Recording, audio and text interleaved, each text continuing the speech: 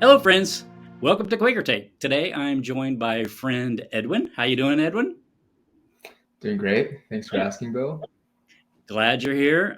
We are going to be giving the Quaker Take to the Tao Te Ching, and I hope I'm pronouncing that close to correct. This is the Ursula K. Le Guin translation that we are going to be talking about today. So, yeah, let's jump into it. Um, the Tao Te Ching. So I'm always really self conscious about pronouncing this title of this book, as well as this author, Lao Tzu. So I've heard different sorts of pronunciations, and I feel like I'm not pronouncing it correctly. What kind of pronunciations have you heard? Do you think I'm kind of correct or not? Yeah, I mean, no, I think you definitely give it the college try, and the expectation, right, that one can immediately pick up another language and pronounce it exactly the way it's supposed to be. Actually, like my mother-in-law was just making fun of me for my Hindi pronunciation recently, and she's like, "Well, the way you say those words, I can't really understand what it is you're saying." Um, You're trying. so, yeah, but Chinese it would be 道德经 and Lao Tzu would be Lao Tzu. Okay. Um, yeah, and this is, I mean, such an ancient text. So, like our hour here will just be like a drop in the history of this scripture, really, as it has been passed down from generation to generation, commented on, translated variously by people who are as famous as Confucius to, people who are like us, living our lives, but also wondering about the big questions. That's an awesome way of framing it, and it makes me feel like part of this sort of cosmic conversation that's cross time and cross cultures. This particular work has influenced Chinese culture and Asian cultures for centuries, but then also has found its way all the way around the world and is still very relevant, I think, to folks today. And so, what do you think as far as relevance to a person just living their life on a day to day basis? What do you think this book has to offer that person who's maybe in corporate America or maybe um, just trying to sort of make their way in the world? What do you think Yeah, this book? What do you think in this book has got to offer for a person like that? yeah. You know, when you ask that question, it makes me think of another book by a famous Chinese author that's actually quite famous in corporate America, which is Sun Tzu's Art of War. Yes, Right. yes, yes. And so people can clearly see the analogies of like, knowing the lay of the land and what weapons you choose to kind of like best assault a problem. And that has been kind of our metaphor, all of this time. And I think the Tao Te Ching like offers kind of this like contrasting and more harmonious view of the world.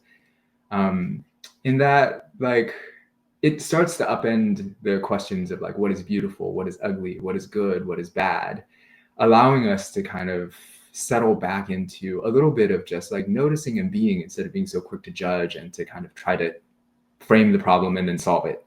Hmm. Um, there's a lot of discussion about kind of like uselessness, like, what is the use of something? And, when you become a useful person, what happens to you? When you utilize things, what happens to things when they're utilized?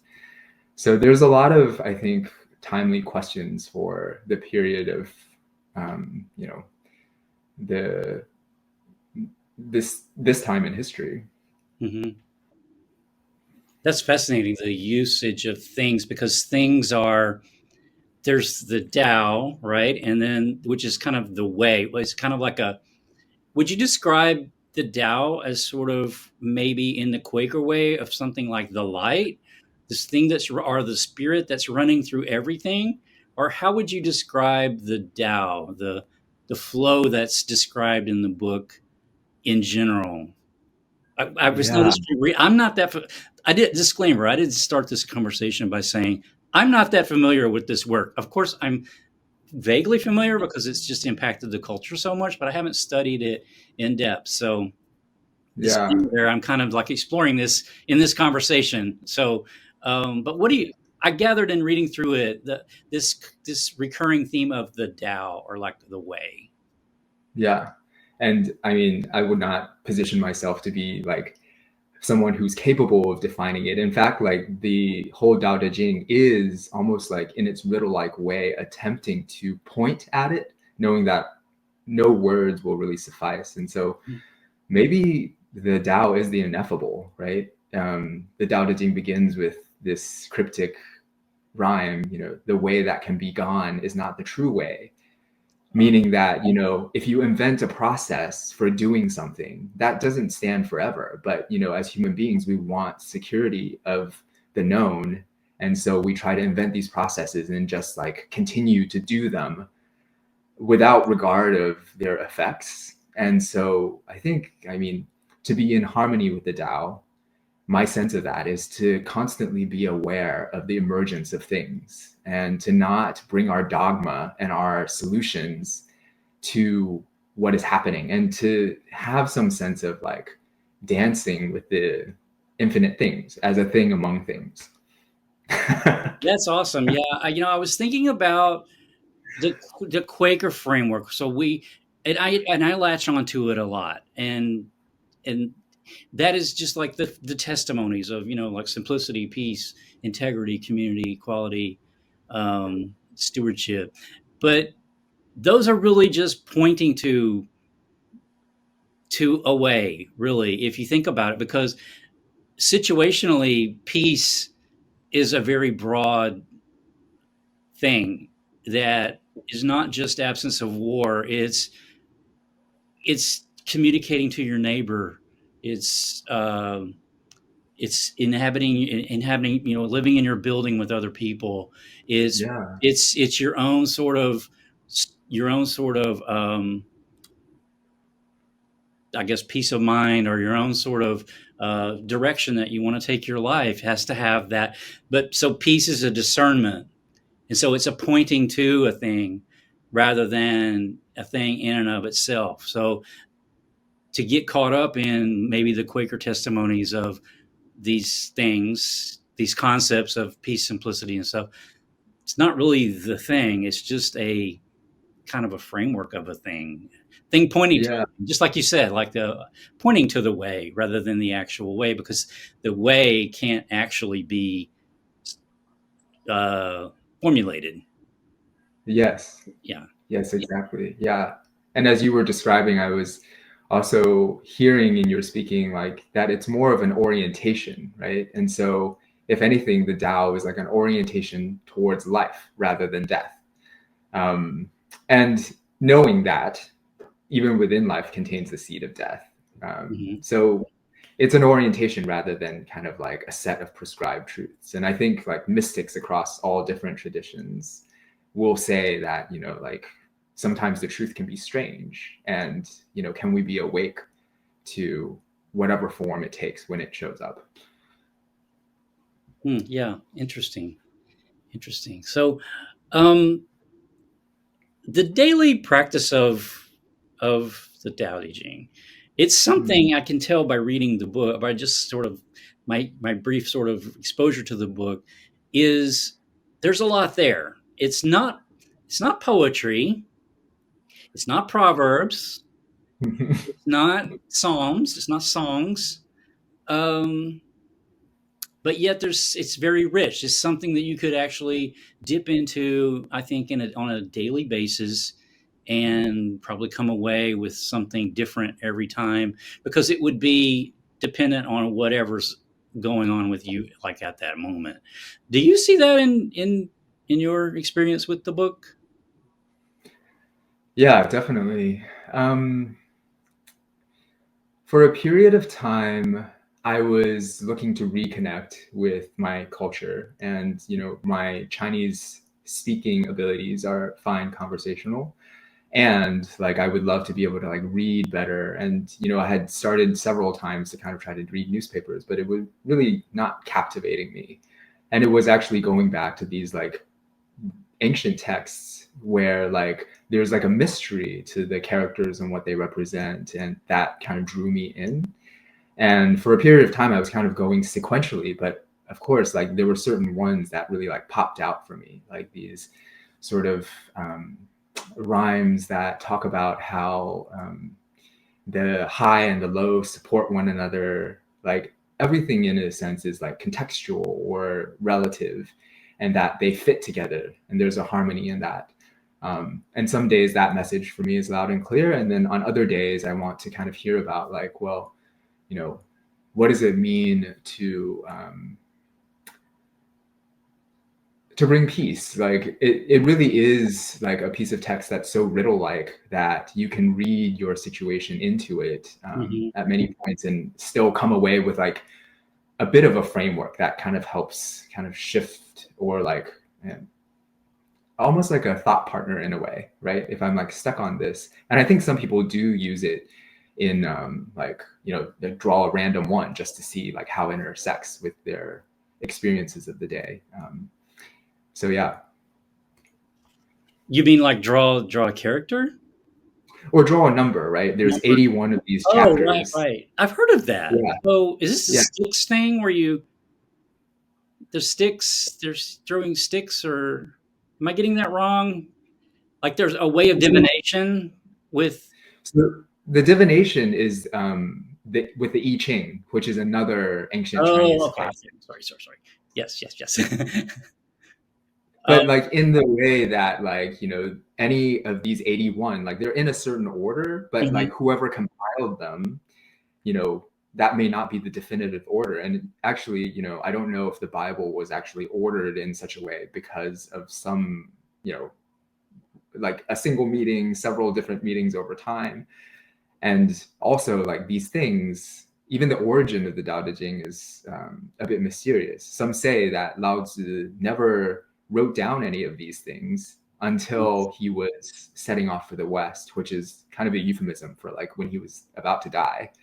But like on the last skate before he went into like beyond the known world, the guard there at the last gate begged him to leave some of his wisdom for mankind. And, you know, these poems supposedly were what he left. But some say there, you know, Lao Tzu never existed, and that these were kind of written down from a time where like some of these things were more ubiquitous and kind of compiled that way. So we really don't know.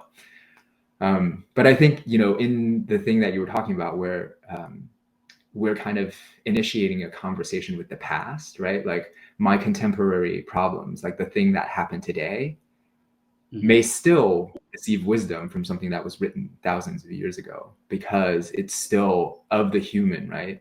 Of the human condition. Right, right. You know, it's interesting you said about the chapters because I was having a conversation recently. You know, down at our friends meeting, they did a tarot night.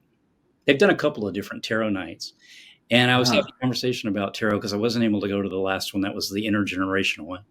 Um, and that's one way of approaching the tarot is to pull a number, and then that number corresponds to one of the cards, and then the cards is it's a written symbol. And I keep having this question about symbols and the power of symbols, and I'm not sure, but I wanted to ask you about the Chinese characters. So I have heard that in Chinese thought, that and Japanese and East Asian, that the character has an energy,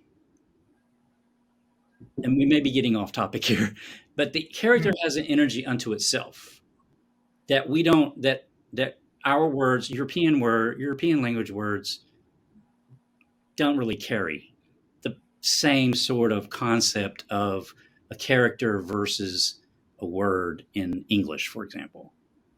What do you think yeah. about that? Have you heard of that? Or are you Yeah. I mean, that's, I love the way that you put it, that it has its own energy, which I think the Chinese are very adept at talking about energy, right? The word qi comes from Chinese, and qi is this both the character for breath, like meaning air that we breathe, Hmm. but also like vital force, or like, when you breathe energy in, you can sense movements in your body. And also like when you walk into a room, like what's the vibe, right, in the room. And you could even say, like, if a place is like bustling, you could say like, oh, 这个地方很有人气, meaning like it's full of the chi of people. And Oh, so there's like something circulating that is like acorporeal, that is speakable because there's a character and a word for it. And yeah, so Chinese characters are sometimes logographic, meaning that they depict things in the world, right? The word for bright is composed of the characters for sun and the moon together. So together they make the word for bright, or the character for bright. And so that's like one example. And so like you can see almost like the images of the world beam forth from these characters. And if you actually use your imagination, and instead of kind of just reading it as like, a conveyor of information, like a landscape actually appears.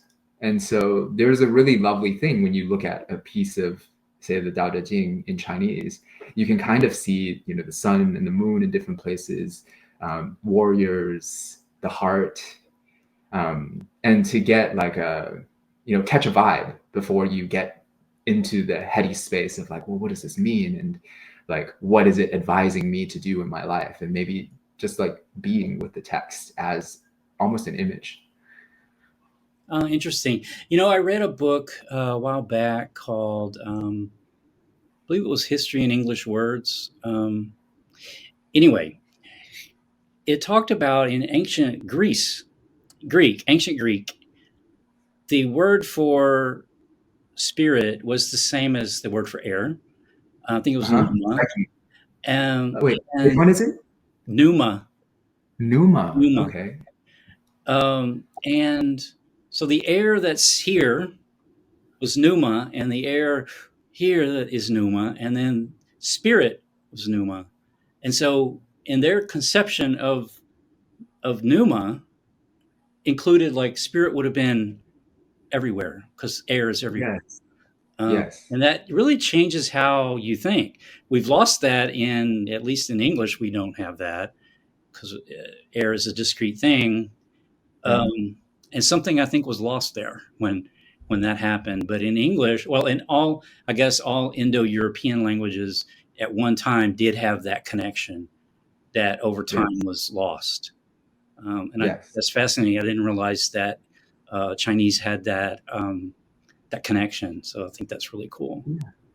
Mhm. It's like what you say, the etymology is a bit more apparent in Chinese. And I would say like it may be lost for a lot of Chinese people because like nowadays they read words because it represents information, right? Like Right. we Yeah. we know how to pronounce these words, so we just pronounce them. And so it's a way of seeing that one has to be intentional about in order to see the landscape. Yeah.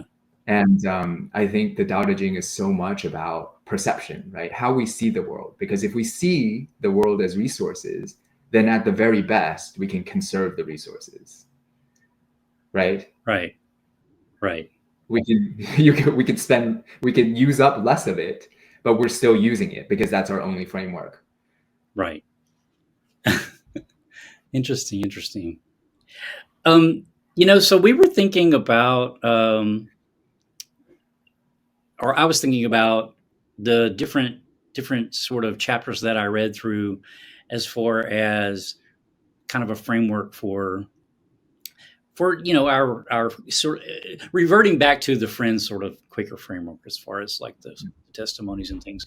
And what really jumped out at me really reading through them was kind of the 30s. It starts talking about peace and different ways of peace. And I thought we might just talk a bit about some different things, or a couple different things in the chapters that maybe resonated with us recently. Yeah. Um, Yeah. yeah, I Do you was. want to read the one that you were drawn to out loud? Yeah, let me just get to that one. Um, number 30. It's number 30. A Taoist wouldn't advise a ruler to use force of arms for conquest. That tactic backfires. Where the army marched grow thorns and thistles. After the war come the bad harvests. Good leaders prosper, that's all, not presuming on victory. They prosper without boasting or domineering or arrogance. Prosper because they can't help it. Prosper without violence. Things flourish, then perish. Not the way.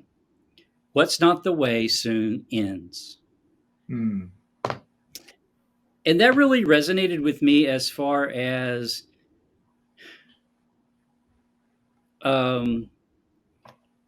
wouldn't advise a ruler to use force of arms. And then the very next one, 31, I won't read the whole thing, but the beginning of it says, even the best weapon is an unhappy tool, hateful to living things. So the follower of the way stays away from it. Weapons are unhappy tools not chosen by thoughtful people. Then it skips a little bit. It says, to enjoy using weapons is to enjoy killing people. And to enjoy killing people is to lose your share in the common good. I don't know. These two chapters I have been thinking about for probably, when did we first start talking about this? Like 2 weeks ago? Yeah. And because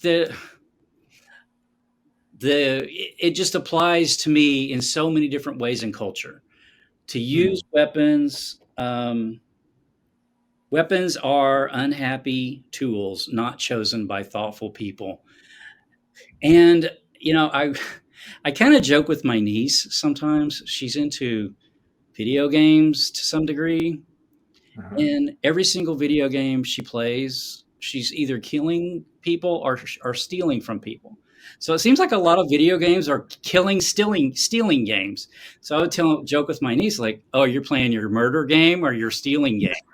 Because Yeah. it's such a thoughtless thing, but it makes me think about what impact this sort of thing has on people in the long run. Like, it is a game, right?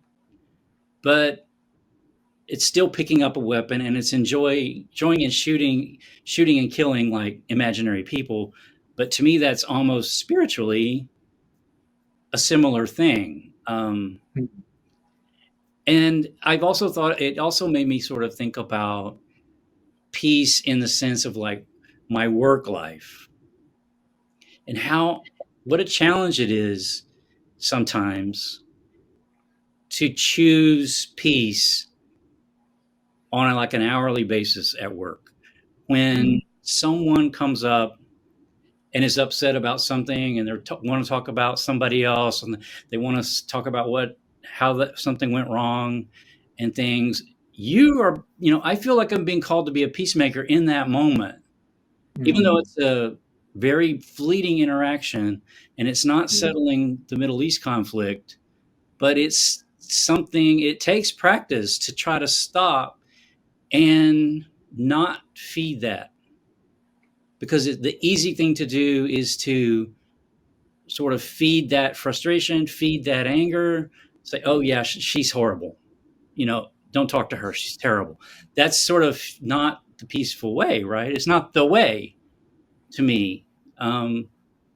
So I don't know. That's sort of what I've been sort of discerning, I guess, since we talked about having this discussion as far as the peace testimony goes. Yeah, for sure. I think you raise a good question with, whether peace is like, just out in the world and like, are we practicing peace in virtual spaces, in our professional spaces?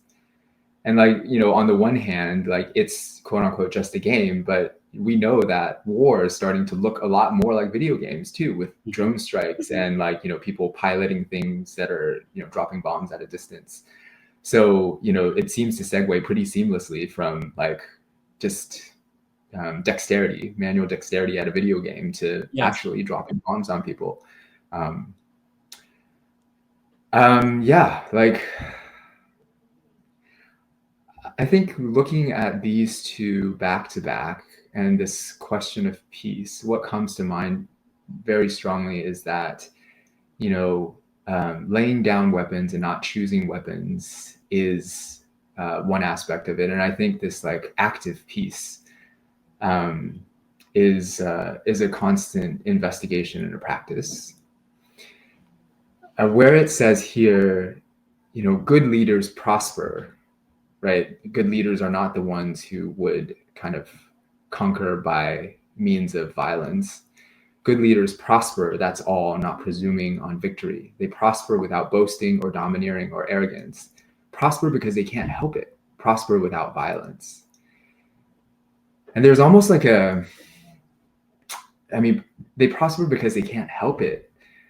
Like really something to aspire to, right? Like this sort of sense of like peace that just like emanates and is able to, like, when somebody comes to us with like complaints or like, you know, conflicts, to be able to have enough for oneself in terms of peace, to also effortlessly kind of smooth things over with the other person, help the other person feel their own peace, right? So that they walk away after a contact with us with some sense of their own peace that then they can spread, because, you know, the complaints and the frustrations like are so easily spreadable.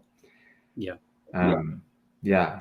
And is in a way the root of violence, because, like, you know, like my own personal problems, like it feels like a very small place, and like, you know, you're just worried about getting it off your chest, Right. and then it's on somebody else's chest if they're not aware of this capacity within themselves to prosper, you know, just because there's really no, you know, prosper without boasting or domineering or arrogance. Right. There was one other part of that, though, that I did want to bring up. Let me see. Sort of the other side of that, I guess, which would be the zombie apocalypse. Weapons are unhappy tools not chosen by thoughtful people to be used only when there is no choice. And determining when there is no choice, would be the discernment there. I think. I think almost all times there would be a choice, but I've thought about this question of peace before, where and those who question things like pacifism often will bring this up. Well, what if your mother's getting drug out by her hair and just getting ready to be violently assaulted and killed? Yeah. Do you pick up a stick then, or do you just stand there? I don't know. Yeah. Probably at that point, would that be considered to be used only when there is no choice? I don't know.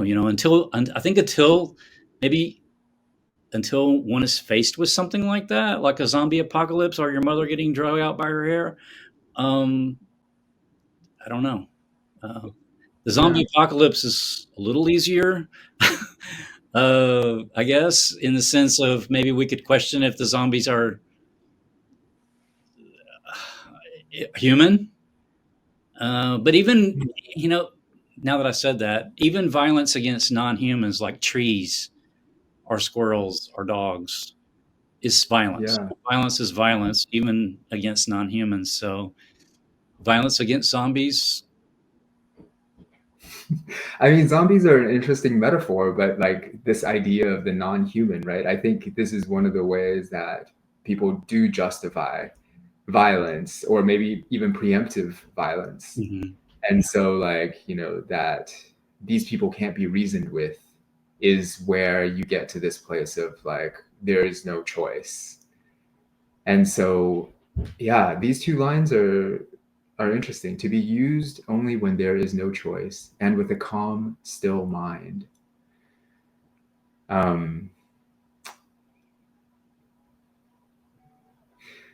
Does the calm, still mind come before or after? Because, you know, oftentimes, like, look what you made me do, right? is Mhm. something that people will say. And it's like in that moment, they didn't have a choice because they were not in a calm, still mind.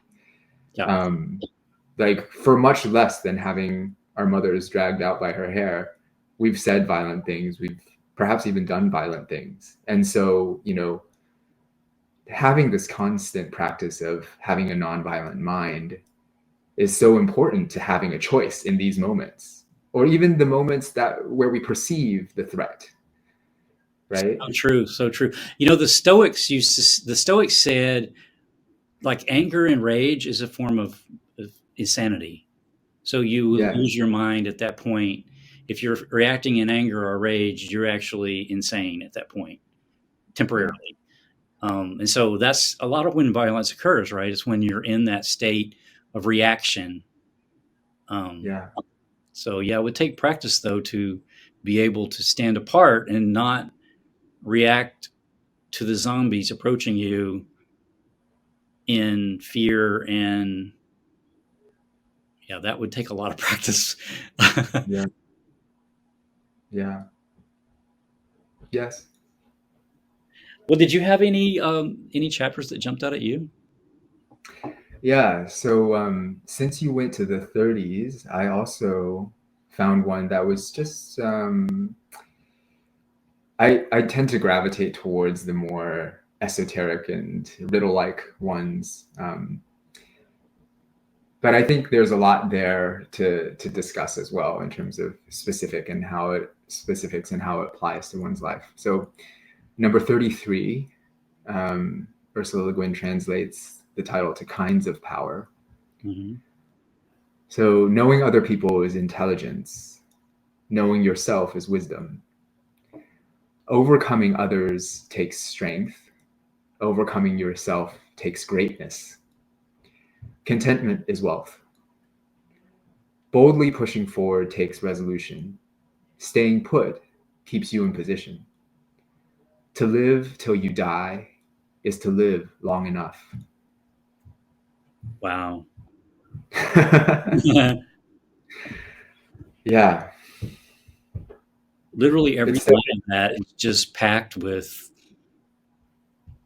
stuff, good stuff. yeah, yeah. So thoughts on it?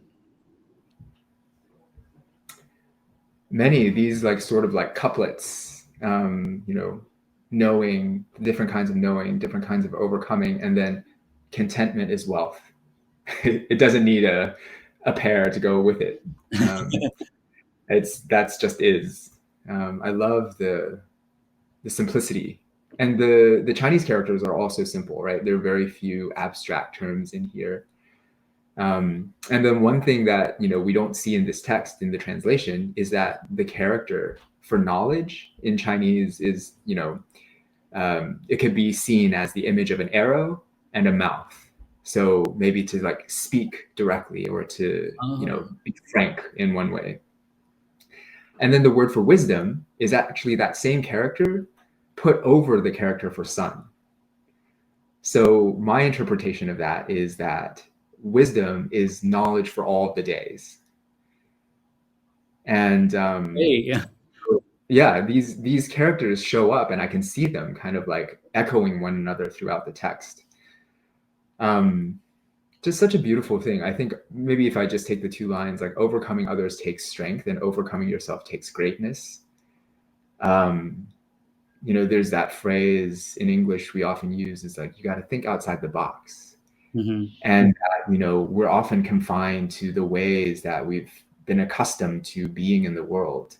And to overcome yourself is to be able to see that for what it is, and so to exceed yourself in a way. So it takes greatness, and greatness in this particular context is like almost like literally being outside of yourself, or ecstasy, right? To be outside of oneself.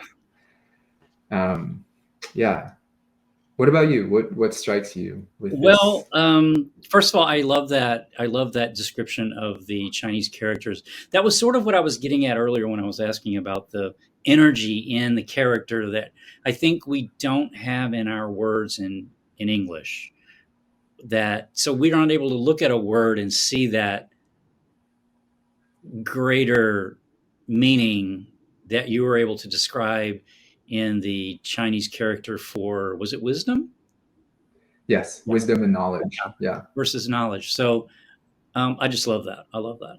What's jumping out at me here initially, the first thing that really jumped out at me was contentment as well. Mm. Because I feel like, at least in American culture, and probably we're not alone in the world, I don't think we're obviously not, but people tend to pursue wealth in the name of contentment. Like, in the name of, like, if I achieve this level of wealth, I will be Mm. content. And this small little statement here sort of reverses that. And it's like, you don't really need to do any of that. You need to get contentment first. And then you will see what wealth is then, because you will have what you're seeking to begin with. But I believe many people seek contentment through wealth because they just feel like that's the avenue to feel secure, to feel safe, to feel worthy, to feel value, whatever the different Mm. emotion is. But if, to me, what the passage is sort of saying is, pursue contentment first, and then if you put the energy into pursuing contentment that you've put into pursuing wealth, you might get the result you actually have been longing for all along. um, Yes. and I think that's really cool. um, Yeah. I did also like the part about overcoming others takes strength, overcoming yourself takes greatness. I'm still sort of discerning that. Overcoming others takes strength, overcoming yourself takes greatness. Knowing other people is intelligence, knowing yourself is wisdom. Okay, like that too. And I really liked your description of that, knowledge versus wisdom. But overcoming others takes strength, overcoming yourself takes greatness.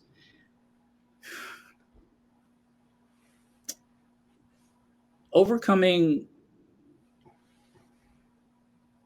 I mean, there's a saying, that your people are their own worst enemy. You're your own worst enemy. You're working Mm. against yourself for whatever reason. Mm. So maybe this is the meaning in that particular sentence. But overcoming others takes strength. Overcoming others takes strength. Any thoughts on that? Um, I think the parallels between kind of like the first kinds of knowing, the first kind of overcoming, and the boldly pushing forward, I think he's, you know, describing a worldly good, what people consider to be, um, an effective person, right? Like, how to move other people around, how to exert power over others. Like, that is a worldly good. And I think he's just acknowledging that that's how people think. And then positioning kind of the second sentence to be like, well, but have you thought about this? And so I don't think he's necessarily recommending overcoming others using strength. But I guess maybe what you're saying is that,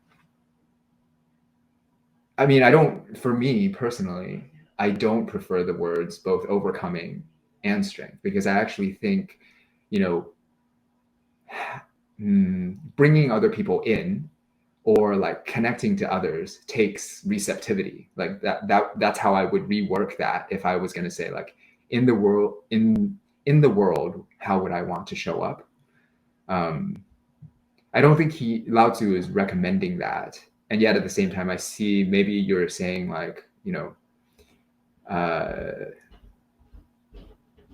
yeah, actually, what is let me double back and ask you, like, what is it that you don't know about? Like, is it Well, the now overcoming others or? sitting here and just listening to you walk through it, and walking through it too in my mind, I've sort of I'm sort of gravitating to the idea of a meaning where overcoming others takes strength, overcoming yourself takes greatness. And I'm reflecting on people I've known in my life Mm. that I needed to come to terms with, Mm. them as they are. overcoming them to me it might be an issue with this particular word in translation. Like overcoming almost feels like overpowering, and I don't think that's what it's saying. I think it's overcoming them as they're presenting themselves versus them as a person or as a human. So I'm thinking about instances where I've known people who are hurting or have been hurt or they're defensive or they have something different is impacting them than is impacting me, and I'm reacting to it in a negative way, but yet trying to figure out how to articulate this. It requires, in order to continue to engage with that person in a loving way, uh, patience Yeah. and forbearance to be able to accept them as they are and still love them as a person. Yeah. um, can take a lot of strength to have that level of patience for a person who may be lashing out at you even. Yes. This could be a relative, or I've had relatives and friends and people that I've known in my life that are doing damaging things, but yet you want to not let them go. You want to try to stick with them. And to do that requires love. But in order to love them, and in order to continue to love them, you sort of have to get over that your own defensiveness and your own hurt and your own like fear of being hurt. And so you have to sort of Yeah. let that go and say, no matter what you say to me, I am still your brother, or I am still your friend, or I am still, your person that's here for you. No matter what you do or say, I am Yeah. not leaving, or I'm not going Yeah. to give up on you. That would Yes. require a type of patience and a type of strength that you have to, in some ways, overcome. And I think that's very difficult to do sometimes. Yes. Uh, yes. I love the way that you said that. And I really resonate with this, which I've said to my parents before, I'm not going anywhere. And like this conversation may not feel comfortable right now. Like, but let's talk about it. Right. The I'm not going anywhere is like the love in the background that kind of Hmm. commits us to coming back together again and again. And actually, these two lines, instead of it saying, maybe the first part saying, well, this is the worldly thing to do, knowing other people's intelligence and overcoming other people takes strength. It's actually saying you need both. You need to understand others. But if you try to manipulate them without seeing how you factor into this interaction, then it's never going to work out. So you have to see both sides. And um, the most famous Tao symbol, and you had brought up symbols before, is the yin yang symbol, right? Hmm. Everybody knows it. It's the Yeah. black and the white, Right. Right. and it's that one interpretation could be that the reality is somewhere in between, right? Like, what is a relationship, but actually a convergence of like two very complex individuals with entire histories, and like that narrow boundary between the black and the white is always being negotiated. So you need both intelligence and wisdom, strength and greatness in order to kind of come together again and again. I like that, tying that into the earlier couple of sentences. All four of those powers, those energies, um, working together. Yeah, really, really cool. Because then he goes on to say, boldly pushing forward takes resolution, and that's sort of, again, to me, like that strength and that greatness to overcome yourself, strength to see through to the other person, and then boldly pushing forward, like to continue on, takes Yeah. resolution and takes commitment and takes patience, to continue that sort of work. Because the other Yeah. option would be to withdraw from others and become Yes. isolated. Yes. That's a perfect form of protection. You're never more protected than when you're all by yourself. But who wants Well, except for unless you're feeling guilty about having isolated yourself or like Yes. wondering about how the other person is doing, because that's still in your mind, right? Right. And you never outrun your mind. No. I mean, in the light of what you just said, this couplet is really beautiful because like saying I'm not going anywhere, right, is both boldly pushing forward and staying put Yeah. in a way, Yeah. right? Like I'm not going anywhere. We're gonna see this through. And so like in one gesture of love, there is this continuity and this refusal to be kind of frightened away. Yeah. Yeah. Just it's a beautiful the whole chapter, and then the last two lines: "To live till you die is to live long enough." Yeah. Is that's another one that's got a very simple statement, but there's a lot packed in there because that means if you're dying at 18, or you're dying at 80, 88, um, is to have lived long enough. There's a lot there too. Sure.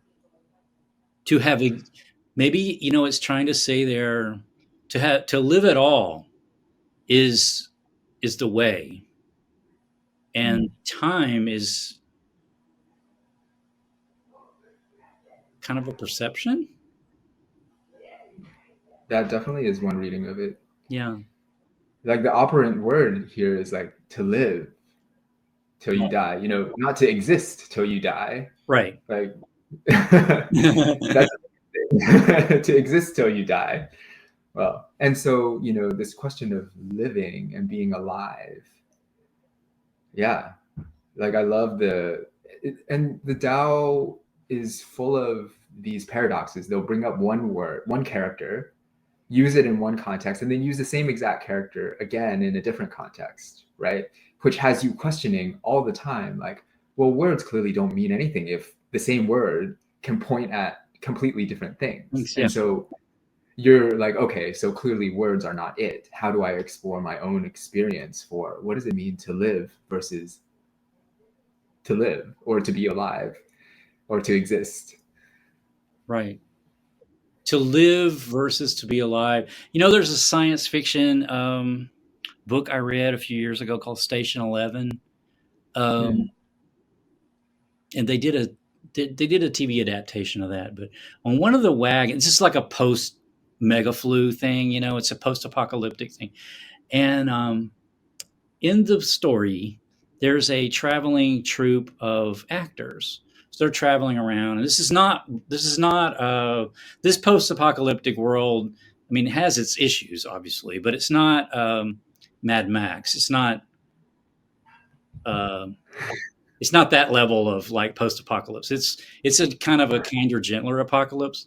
Anyway, this acting troupe travels around doing plays and whatnot, and on one of the wagons they have a saying that's something like "survival's not enough" or something. I'm probably misquoting that, but it's that idea of like just mere existence is not enough. We need Shakespeare. We need plays. We need music. They have a little traveling symphony with them, Yes. spreading that sort of life as opposed to being alive. Two different things. Yeah. And I mean, how often, we hear people talking about like, oh, I've just been in survival mode for like the Yeah. last 6 months, last 9 months. And so like, to live until you die, that is plenty of time, like to have lived at all. Yeah. That's a good And point. I think,